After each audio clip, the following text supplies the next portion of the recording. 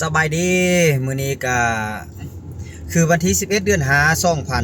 2026แล้วทุกคนเนาะมื้อนี้ก็คือวันที่11เนาะเดือน5ของปี2026ทุกคนบรรยากาศตอนนี้ก็บ่าวเสียงสำไตก็จะพา FC ทุกคนเบิ่งบรรยากาศยามแลงเนาะที่ลักหา12เด้อลักหา12เมืองพลหงส์แขวงเวียงจันทน์ทุกคนก็เป็นบรรยากาศสดๆจากบรรยากาศยามแลงเนี่ยทุกคนเนาะนี่ก็คือบรรยากาศยามแลงเด้อบ้านสก้าเนาะบ้านสก้านี่เป็นบ้านสก้าอยู่ที่ราคา12นี่ส่วนหลายก็เป็นชนเผ่ามงเนาะมีชนเผ่ามงที่อาศัยอยู่นี่ที่มีซื้อลือนามแต่เรือมาทุกคนว่าสาวงามราคา12เนาะ สาวงามราคา12เป็นสาวชนเผ่ามงสาวมงงามที่สุดเนาะทุกคนฮอดยามบุญกินเจี้ยงนอเปเจ้าของชนเผ่ามงน่ะโอ้ผู้สาวหลายที่สุดแล้วก็ม้วนที่สุดของแขวงเวียงจันทน์หรือว่าศาลเมืองของนครหลวงเวียงจันทน์นี่ก็คือราคา12นี่ทุกคนเนาะราคา12นี่ส่วนใหญ่ก็ชนเผ่ามงแล้วที่เขาเจ้าอาศัยอยู่เขตนี้นะหลายคนนะที่ยกย้ายไปอยู่ต่างประเทศเนาะไปอาศัยอยู่ต่างประเทศบ่ว่าทางอเมริกาบ่ทางยุโรปบ่หยังต่างๆออสเตรเลียบ่คนเขตนี้ไปอยู่ทางนั้นหลายเนาะแต่ว่าบางคนก็ไปหาเงินหาค่ำสิได้เงินมาก็มาสร้างบ้านสร้างเรือนทุกคนเนาะบรรยากาศยามแลงว่าเสียงก็ขี่รถเลาะเที่ยวถ่ายคลิปเที่ยวชมเบิ่งบรรยากาศแบบนี้เนาะแล้วก็ได้ลงทางช่อง YouTube FC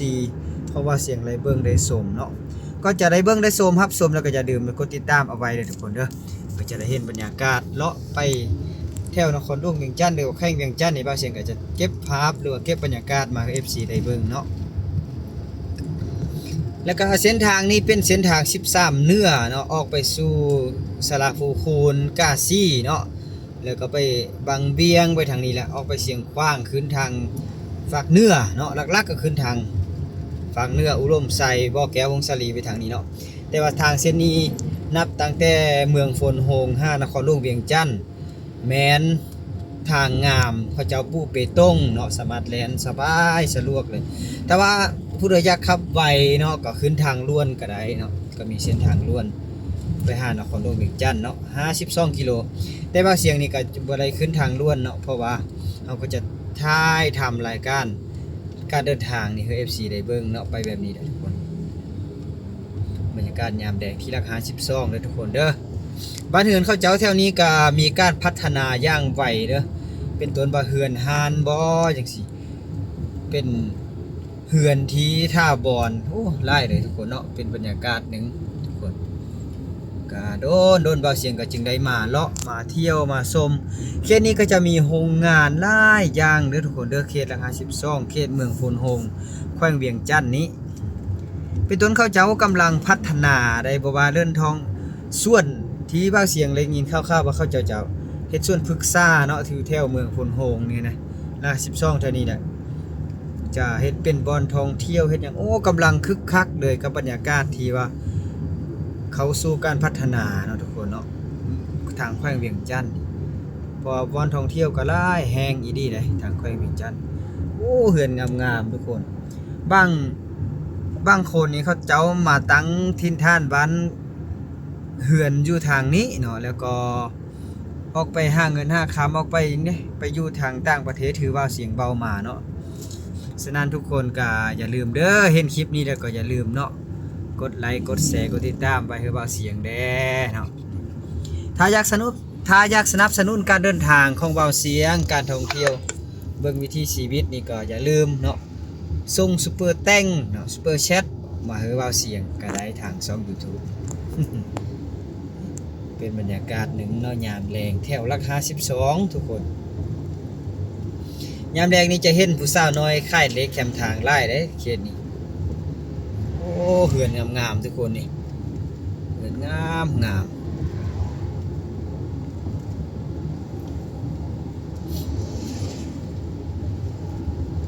บ้านหนาบ้อนเลยนี่เขาเขียนป้ายติดว่าบ้านหนาบ้อนเนาะบ้านหนาบ้อนราคา12นี่ก็มีหลายบ้านนะทุกคนขั้วนำพะนายขั้วนำพะนายนี่เด้อขั้วนำพะนายนี่แค่นี้ก็เขาสู่ฤดูการเฮ็ดนาเนาะเป็นต้นว่าการเฮ็ดนาบ้านเด้อทุกคนเด้อแถวละ52นี่เฮ็ดนาบ้านเนาะเขาเจ้าจะบ้านเอาน่ะไทยราคาได้บ้านปะเอาไว้จากนั้นเขาก็เสื้อฝุ่นเสื้อปุ้ยก็ดีงามขึ้นเดือนท้ายเดือน10เขาจะก็ได้เก็บเกี่ยวเนาะตาบ่าวเสียงสังเกตเบิ่งนี่ก็เรื่องการร่ำหั่นน่ะเอ็ดนาร่ำหั่นน่ะมันมีน้อยที่สุดทางนครหลวงเวียงจันทน์หรือว่าทางแขวงเวียงจันทน์เพราะว่าเขาจะนิยมเรื่องการเฮ็ดนาบ้านเป็นหลักว่าซั่นซะเนาะโอ้ยังมีหลายๆบ้านอันนี้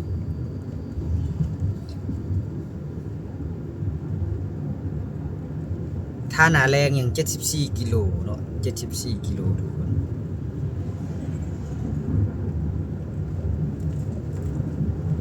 วังเวียงเนาะเป็นรถเมล์2แถวแก้เครื่องแล้วก็เอารับคนโดยสารไปนำเห็นวังเวียงนี่ไปไล่เนาะเห็นรถเก่าแก่ที่เว้าเสียงไปไทยลง YouTube ลงเฟซเขาบอกโอ้คันนี้นี่ได้สาว30ปีแล้วเว้าเสียงก็ไปถามเพิ่นว่าโอ้พอแล้วได้จักปีแล้วโอ้สาว30ปีแล้ว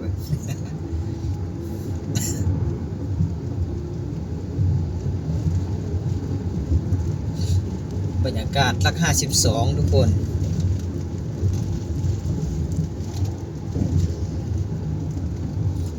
และลูกการกินเจียงนอเปเจ้าของสวนเผ่ามงโอ้สุดยอดเด้อผู้สาวทั่วประเทศเนาะที่เขาของสวนเผ่ามงเนาะที่เขาเจ้ามาย้อนมาก่อนหรือมาลิ้นวุ่นดินงานต่างๆที่อยู่ราคา12นี่ม้วนที่สุดเลยเนาะก็คือบุญนอเปเจ้าหรือว่าบุญกินเจียงนั่นเองทุกคนเนาะ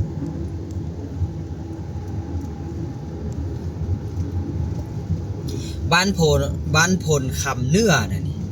บ้านพลคำเนื้อเดินที่เขาเจ้าเฮ็ดบุญมันเดินทางขวามือนี่เนี่ยเนาะเดินที่เขาเจ้าเฮ็ดบุญกินเจียงลิ้นบุญย้อนมาก่อนอยู่นี่ตอนนี้ก็เขาสู้ในตัวเมืองเลยได้นี่ตัวเมืองบ้านราคา12บ่แม่นตัวเมืองเด้อก็เว้าหน่อยนึงก็เป็นซานเมืองหรือว่าลักเมืองอยู่เขตนี้เนาะก็คือแบบจุดนี้แหละเป็นจุดชุมชนไร่เนาะแถวราคา12นี่ทุกคนตอนนี้ก็ราคา12ยามแรงโอ้งามเฮือนหลังนี้ก็งามให้มีแต่เฮือนดูล่าเด้อบรรยากาศยามแรงแท้ๆแต่มื้อนี้ก็แดดอยู่แต่ว่าตอนนี้ก็คลายแรงนี่เด้เนาะตาเป็นตกแล้วก็เป็นสีครึมๆหน่อยนึงเลยบรรยากาศพัฒนาเนาะเขตนี้ราคา12เศร้าก็งามทุกคนบรรยากาศก็คึกคักราคา12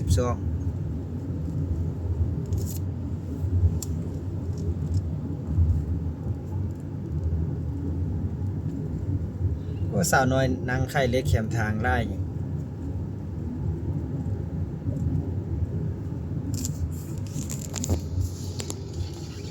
การพัฒนาธรรมดาเด้อ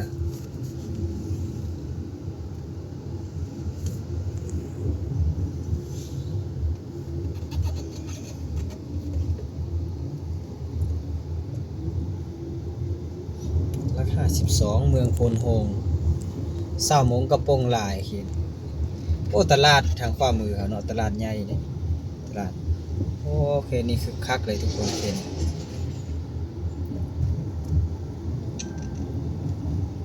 เขียนนี่คือคักแท้ๆเนาะราคา12เมืองโพนโฮงแขวงเวียงจันทน์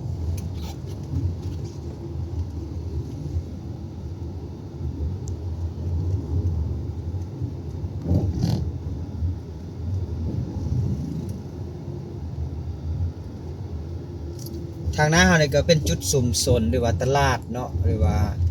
เป็นจุดคนหลายที่สุดในราคา12ก็อยู่จุดนี้เลยแหละตลาดใหญ่เลยนี่เพราะเสียงก็เคยเขาเลาะ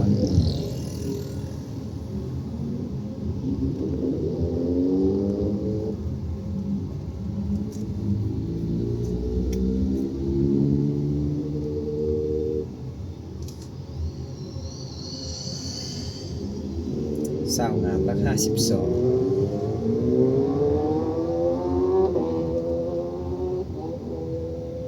คอยเนาะขับรถแถวนี้ก็จะได้คอยไปได้ทุกคนขับไวบ่ได้เด้อมันเป็นเขตชุมชนเนาะ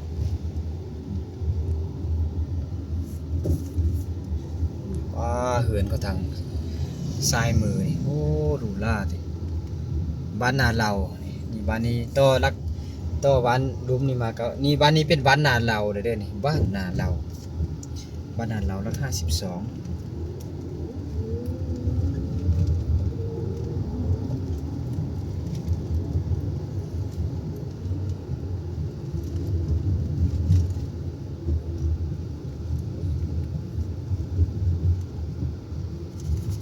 เหือนทางขวามือทุกคนงามจังงามวะ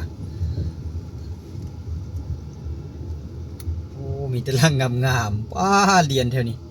หลายร่างสมควรเนาะ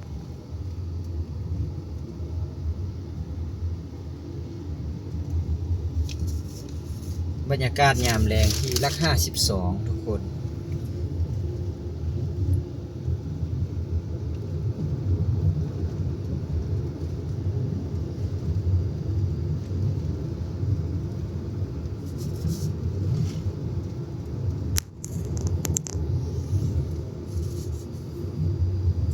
บ้านนาเราโฮมเก่า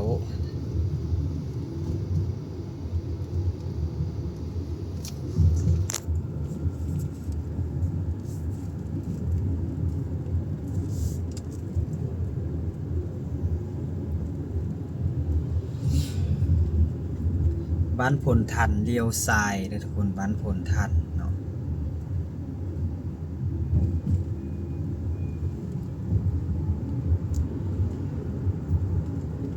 รัก52ยามแลงการพัฒนานี่ไวเลยทุกคนเบิ่งเหือนหรือว่าหานอาหารหานขายเครื่องหานคาหยังต่างๆเนาะนี่หานคาทางอาหารเยอะนี่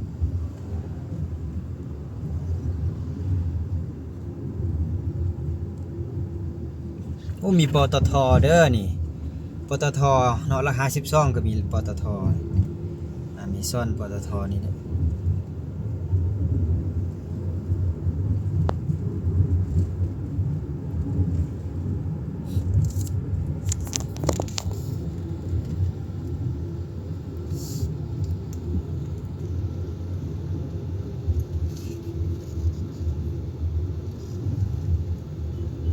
บรรยากาศยามแรงวิทยาลัยกรมดำเนาะ 2.5 กิโลบ้านเต่าท่านนี่ก็คือบ้านเต่าท่านมีหลายบ้านนะอยู่เข็มทางเขต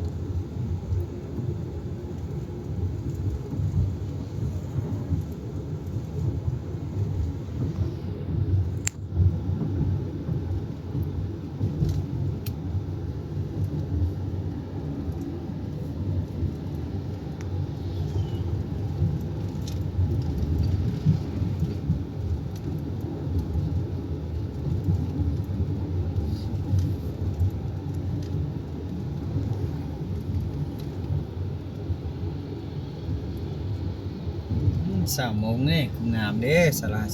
12นั่งอยู่รถจักรเข็มทาง20 โมงกระโปรงลาย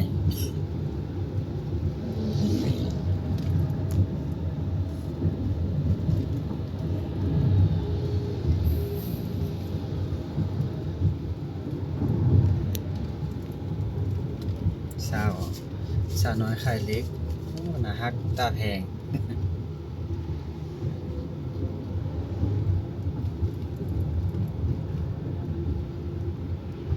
สถานีวิทยุทางซ้ายมือเนาะแล้วมีแต่บ้าน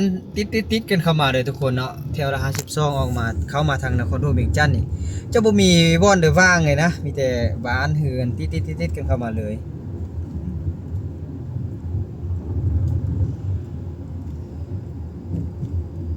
คึกคักเลยแถวนี้เนาะคึกคักอีหลีเนาะบ้านนาเราแล้วก็ขึ้นมาเกี่ยมฮอดบ้านหนองสะบ้านเดือก่อนนี่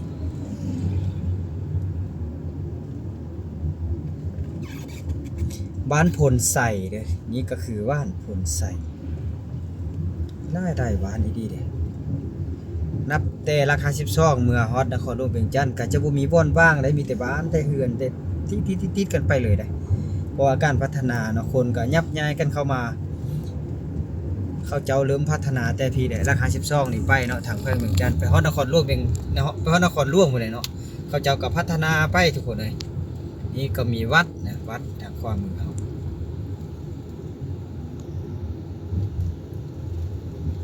คึกคักเลยทุกคนเนาะอันนี้ก็คือเคินว่าซานเมืองเนาะซานเมืองของนครหลวงเวียงจันทน์เลยห่องจากนครหลวงเวียงจันทน์มาก็คือแขวงเวียงจันทน์นี่แหละเนาะ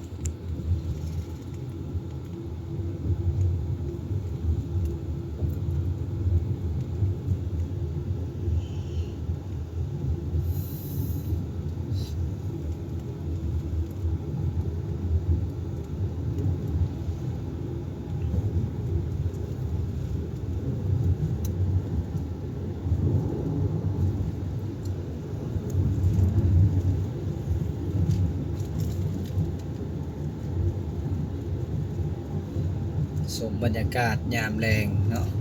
บ้านไม้นี่บ้านไม้นี่เนาะบ้านใหม่เมืองพลโฮงแขวงเวียงจันทน์บ้านไม้บ้านเก่าคำว่าบ้านไม้นี่เพิ่นหากมาตั้งมาสร้างจังซี่นะแล้วก็เลยซื้อบ้านไม้ได้ซื้อบ้านอีกบ้านหนึงก็เป็นบ้านไม้บ้านดงข้าวนี่อย่าง1กิโลเลี้ยวซ้ายเด้อบ้านดงข้าวอย่าง1กิโลเมตร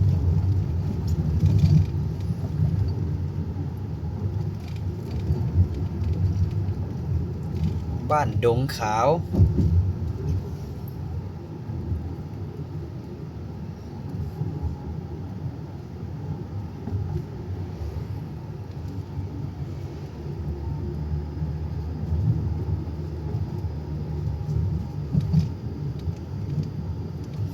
แล้วบางทางน้ามีคันคูเนาะเขาจะเฮ็ดป้ายใหญ่เป็นมีเซ่เนาะทางน้ามีคันคู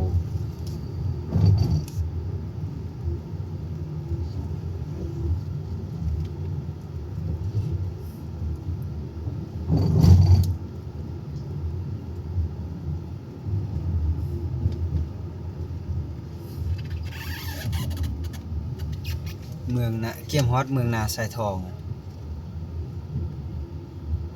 บ้านใหม่เนาะต่อจากบ้านใหม่นี่ไปเป็นบ้านหยังเนาะนี่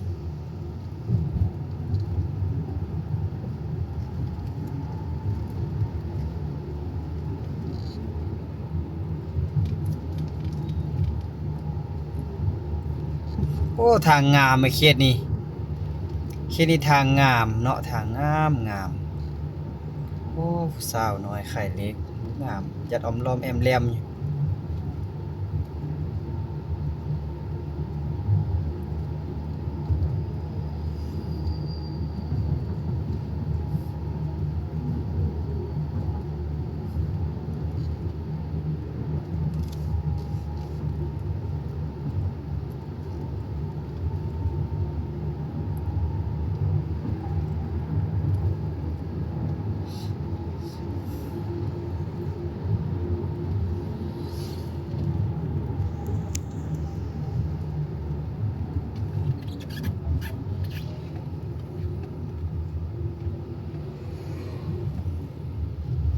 บ้านซีบีไลบ้านนี้เป็นบ้านสุดท้ายของแขวงเวียงจันทน์นะทุกคนแขวงเวียงจันทน์เป็นบ้านสุดท้ายเนาะเก็บจะเข้าสู่เมืองนาไซทองนครหลวงเวียงจันทน์ได้หลัก44กิโลเนาะบ้านซีบีไลเนาะว่าเสียงก็จะเก็บภาพบ้านซีบีไลนี่ตึมแล้วก็จะจบคลิปก่อนคลิปนี้เนาะบ้านซีบีไลเป็นบ้านสุดท้ายของแขวงเวียงจันทน์แล้วก็เป็นบ้านสุดท้ายของอันเมืองนาไซทองอีกได้ทุกคนเนาะเมืองนาไซทอง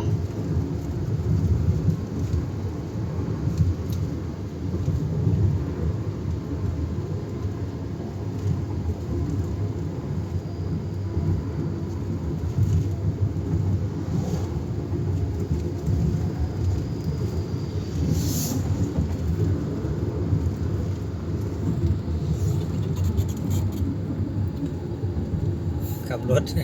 แซงมึงว่ารถมาไวยังแซงอีกเลยนี่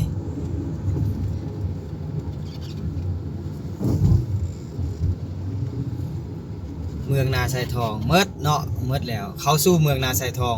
นครหลวงเวียงจันทน์เด้อทุกคนเอาคลิปนี้บ่าวเชียงไกจบสำนี้ก่อนเด้อเพราะทางหน้าเฮามีเจ้าหน้าที่กวดรถ